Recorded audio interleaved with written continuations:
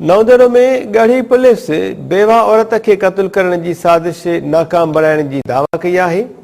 Police जो चवण है गोठ चांडिया पिताफी में औरत के कार इल्ज़ाम हेठ क़त्ल करण की साजिश रिथण जो इतला मिलो। 55 वरनि की सुगरा ज़ाल मरहूम मोहम्मद हसन पिताफी के हथ करे अदालत में पेश किया है। औरत के चौथे एडिशनल सेशन जज लाड़काणो आॾो पेश करे बयान रिकॉर्ड कराया वो। औरत जज आॾो बयान दिनों तो सौट कारहनि के कूड़े इल्ज़ाम में क़त्ल करण लाइ धमकाए रहा हुआ। नवदरो की गढ़िया पुलिस बेवा औरत के क़त्ल करण की साजिश नाकाम बनाने की दावा कई है। गोठ चांडिया पिताफी में औरत के कार इल्ज़ाम हेठ क़त्ल करण की साजिश रिथण जो इतला मिलो। पुलिस जो चवण है 55 वरनि की सुगरा ज़ाल मरहूम मोहम्मद हसन पिताफी के हथ करे अदालत में पेश किया।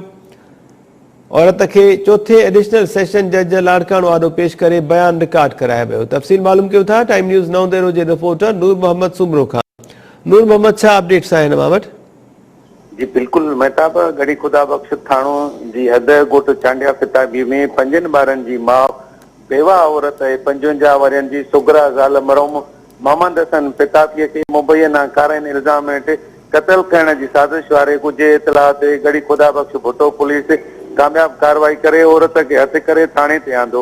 जै बाद पुलिस औरत के चौथे एडिशनल सेशन जज लाड़काणे की अदालत में पेश करे बयान रिकॉर्ड करायो। उते बयान दींदे 55 वरनि की औरत सुगरा पिताफी चयो तो मुझे सोट कारनि के कूड़े इल्ज़ाम में क़त्ल करण लाइ धमकाए रहा आहिनि, जंहिं करे मुंहिंजी हयातीअ के ख़तरो आहे। उन तहफ़ुज़ फराहम करण लाइ अदालत के अपील कई। औरत सुगरा पिताफी बयान बैदि अदालत के दारुल अमान हवाले करण जो हुकुम दिनो।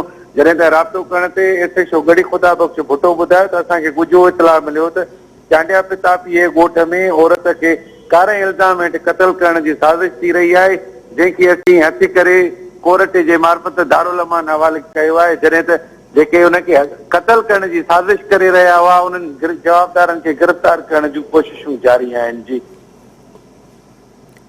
मेहरबानी अपडेट करण जे लाइ नूर मोहम्मद सुमरो।